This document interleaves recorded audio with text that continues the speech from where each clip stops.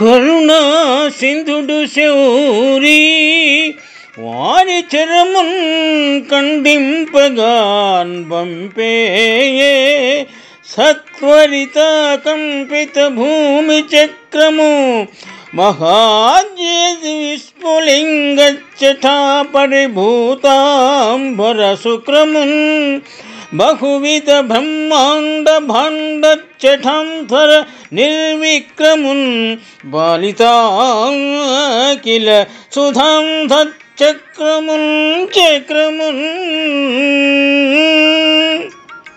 పోతన మహాభాగవతము గజేంద్ర మోక్షణము నుండి ఈ పద్యము గ్రహింపబడినది.